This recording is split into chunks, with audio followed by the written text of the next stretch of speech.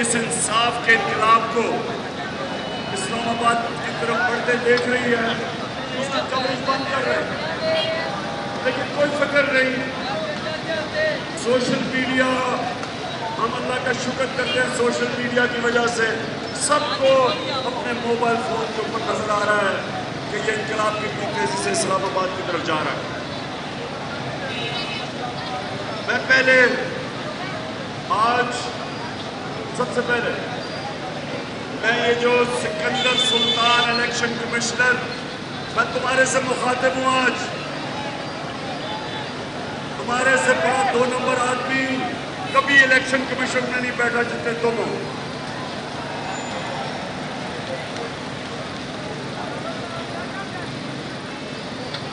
میں آج جو اسلام آباد ہائی کورٹ نے جس سے مجھے نااہل قرار دیا تھا، جس بدنیت آدمی نے عدالت میں اس کو سائڈ کر دیا، نااہلی ختم کر دی ہے، کیونکہ اس بدنیت آدمی نے ایک تو یہ نون لیگ شریف خاندان کا گھر کا نوکر ہے، اور دوسرا اس کو پیچھے سے بھی انسٹرکشنز آ رہی ہیں، اور مجھے پتا پیچھے سے کون اس کو پش کر رہا ہے، کیونکہ اس گیدڑ میں تو کوئی دم ہی نہیں تھا یہ کرنے کا۔ اور میں آج اناؤنس کر رہا ہوں کہ میں اس کے اوپر 10 ارب روپے کا ہرجانہ کرنے لگا ہوں کہ اس نے میرے اوپر جو اس نے خوش کرنے کے لیے یہ امپورٹڈ حکومت چوروں کی ان کو خوش کرنے کے لیے جو اس نے فورن فنڈنگ کیس میں میرا نام لیا کوشش خانہ میں اس کے اوپر 10 ارب کا ہرجانہ بھی کر رہا ہوں، اور اس لیے کر رہا ہوں کہ اس نے سوال اٹھایا میری دیانتداری پہ۔ میں یہ چیلنج کرتا ہوں کہ جب بھی عدالت میں کیس لگے گا، ایک بھی غیر قانونی چیز میں نے کی ہوئی تو مجھے عدالت کا فیصلے کا انتظار نہیں کروں گا، خود چھوڑ دوں گا۔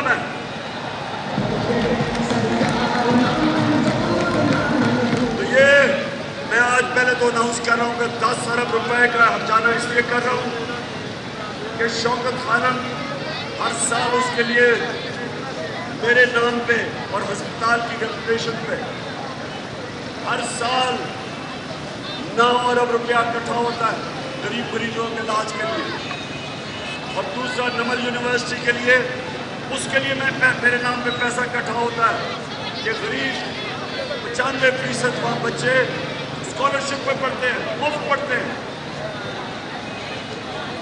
القادر یونیورسٹی شروع کی، اس میں 100% بچے مفت پڑھتے ہیں۔ تیسرا، ایک شوکت خانم ہاسپٹل بن رہا ہے پشاور میں، بن چکا ہے، وہاں 75% مریضوں کا مفت علاج ہے۔ لاہور میں مفت علاج ہے شوکت خانم میں، اور سب سے بڑا کراچی میں شوکت خانم بن رہا ہے جو کہ وہاں سارے سندھ اور بلوچستان کے کینسر کے مریضوں کے لیے بن رہا ہے۔ اس لیے کیونکہ اس نے میری دیانتداری کے اوپر سوالیہ نشان کیا، اور یہ جو اس نے فیصلہ کیا، اس لیے میں اس کے اوپر ہرجانہ کروں گا۔ سکندر سلطان، یہ جب تک میں تمہیں عدالت میں نہیں کھڑا کر کے تمہارے سے پیسے نہیں نکالتا، اور وہ پھر شوکت خانم کو دوں گا جو تمہارے سے ہرجانہ نکالوں گا، کتنا آگے تم کسی کے کہنے پہ لوگوں کے اوپر ان کی ریپوٹیشن اس طرح نہ برباد کرو۔ دوسری چیز، آج کرم کے لوگ خیبر پختونخوا میں نامحفوظ الیکشن کیمپین کرنے گیا، 3 دفعہ میں نے جلسہ کرنا تھا، وہ کینسل کرنا پڑا۔ ساری پارٹیز اکٹھی ایک طرف، میرے خلاف ساری یہ چوروں کا ٹولہ ایک طرف مل کے الیکشن لڑ رہے تھے۔ اور کرم، میں آپ کو احترام کرتا ہوں کہ تقریباً دگنی لیڈ سے جو پھینڈا لگایا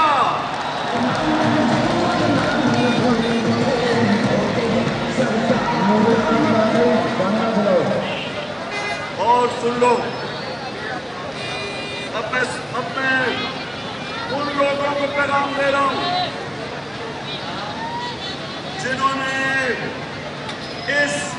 ان چوروں کے ٹولے کو ہمارے اوپر مسلط ہونے دیا.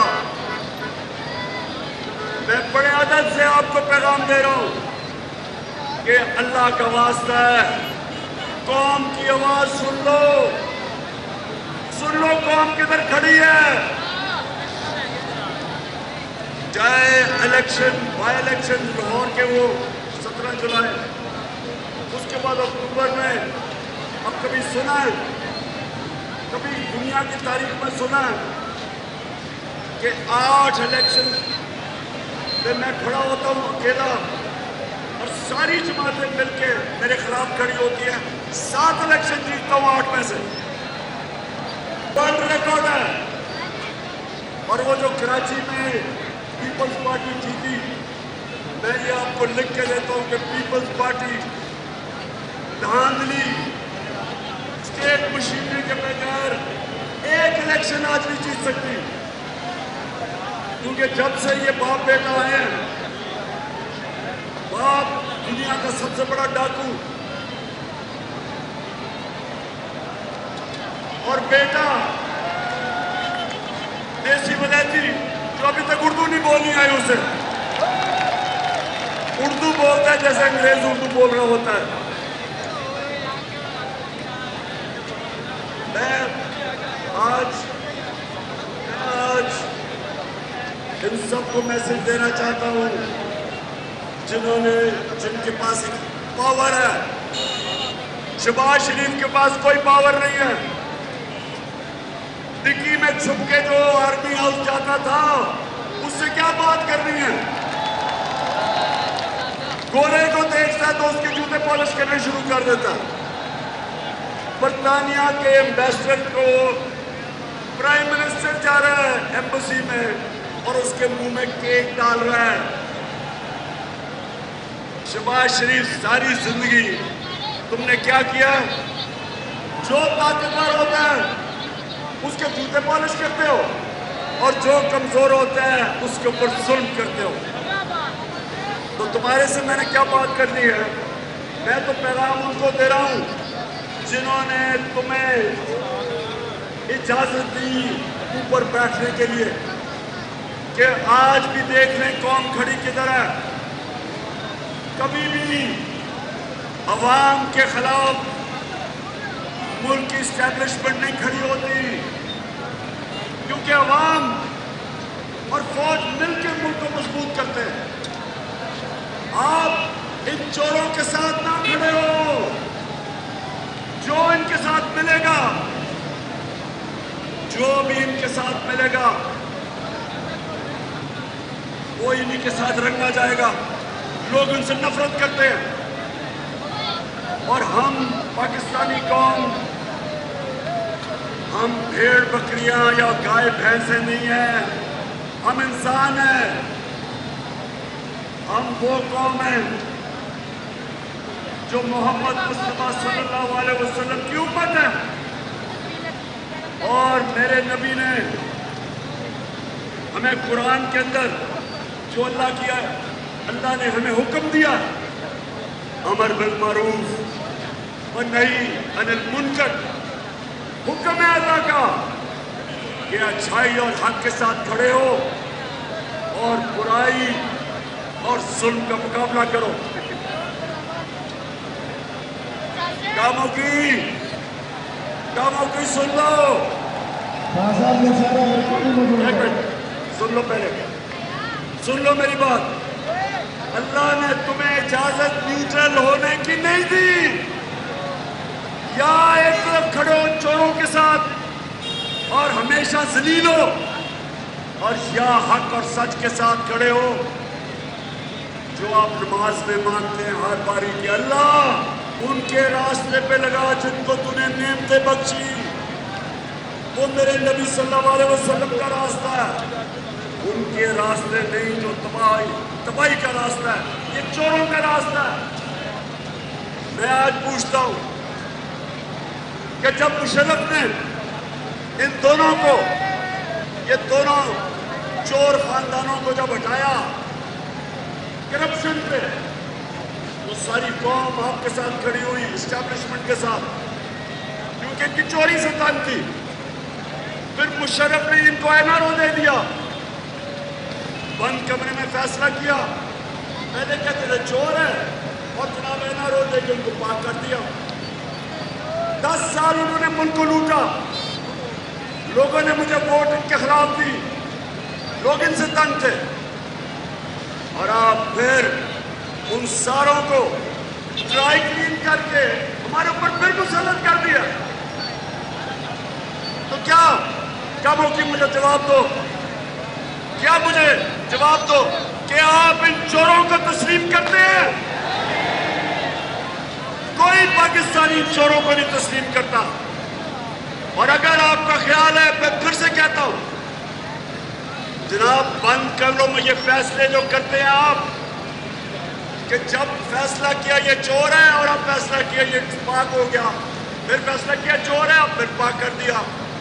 خدا کے واسطے پاکستانی قوم کو جانور نہ سمجھو، ہم گائے بھینسیں نہیں ہیں، ہم بھیڑ بکریاں نہیں ہیں کہ جب فیصلہ کرو اچھا جی اب ہم نے ان کو پاک کر دیا ہے تو اب آپ بھی ان کے پیچھے لگ جائیں، اور جو ان کو سپورٹ نہیں کرتا اس کو ننگا کر کے اس کے اوپر تشدد کرو، ان کے اوپر ظلم کرو۔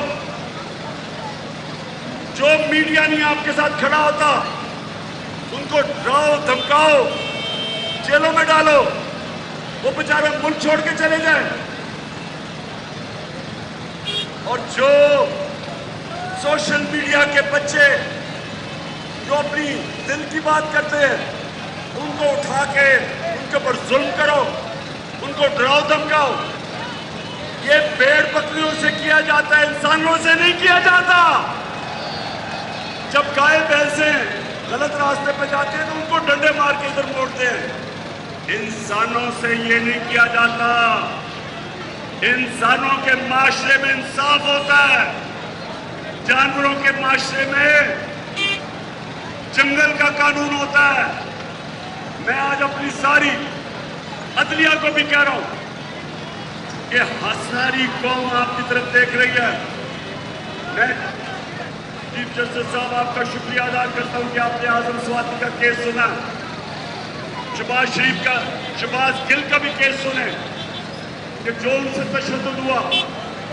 اور میں یہ چاہتا ہوں کہ یہ جو معین پیر صاحب ملک چھوڑ کے بھاگ گیا، صابر شاکر چھوڑ کے چلا گیا، سنا ارشاد بھٹی اس کو نکال دیا، جو تنقید کرتا ہے کیا وجہ ہے جو ان کو دھمکیاں دی جاتی ہیں؟ میں پھر کہہ رہا ہوں کہ یہ ملک تب تکڑا ہوگا جب ملک کے ادارے مضبوط ہوں گے۔ ملک کے ادارے تب مضبوط ہوتے ہیں جب قوم ملک کے اداروں کے ساتھ کھڑی ہوتی ہے۔ اگر قوم ایک طرف ہے اور ادارے دوسری طرف ہیں، کوئی ادارہ نہیں کام کر سکتا۔ ملک کی طاقت مضبوط اداروں میں، اور میری پوری، جب میں اپنی فوج کی کبھی تنقید کرتا ہوں وہ پاکستانی کرتا ہے جس کا جینا مرنا پاکستان میں ہے۔ میں نے لندن میں فلیٹس نہیں بنائے ہوئے، میں نے بار پراپرٹیز نہیں رکھی۔ جب میرے اوپر کیسز ہوئے تو میں دم دبا کے پکوڑے کی طرح لندن نہیں بھاگ گیا۔ میں اسی ملک میں رہوں گا، اور میں اللہ سے دعا کرتا ہوں کہ اللہ وقت تو تیرے ہاتھ میں ہے جب تو نے لے کے جانا اوپر، لیکن اگر مجھے اوپر لے کے جانا ہے تو مجھے ارشد شریف والی موت دئی، گیدڑوں کی موت نہ دئی۔ میں آج ساری پاکستانی قوم کو کہہ رہا ہوں کہ یہ ہے فیصلہ کن وقت، انصاف آپ کو آزاد کرے گا۔ جب تک ظلم کا نظام ہوتا ہے، جانوروں کا معاشرہ ہوتا ہے، جنگل کا قانون ہوتا ہے، آپ نے ساروں نے میرے ساتھ نکلنا ہے۔ آپ نے سب نے، جب میں وہاں پہنچوں گا اسلام آباد آپ نے سب نے میرے ساتھ اسلام آباد پہنچنا ہے. جس کے پاس موٹر سائیکل ہے, گاڑی ہے, چنچی ہے, اگر وہ نہیں ہے تو پیدل آ جاؤ, لیکن آؤ سارے. یہ آزادی کی جنگ ہے. آزادی کی جنگ میں قربانیاں دینی پڑتی ہے. جب پاکستان بنا تھا لاکھوں لوگوں نے قربانیاں دی, اس لیے انگریز سے ہم آزاد ہوئے. اور اب وقت ہے کہ ان چوروں سے آزاد ہونا, اور وہ ہوگا جب ہم یہاں قانون کی بالادستی قائم کریں گے. جو میرے نبی صلی اللہ علیہ وسلم نے سب سے پہلے مدینہ کی ریاست میں عدل اور انصاف قائم کیا, کیونکہ پہلے عدل اور انصاف آتا ہے پھر خوشحالی آتی ہے.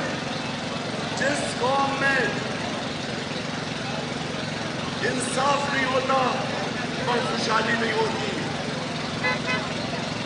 جب تک ہم اس ملک میں طاقتور ڈاکوؤں کو قانون کے نیچے نہیں لے کے آئیں گے, یہ ملک آگے نہیں بڑھ سکتا. اور یہ ہے, اس کو کہتے ہیں انصاف کی جنگ.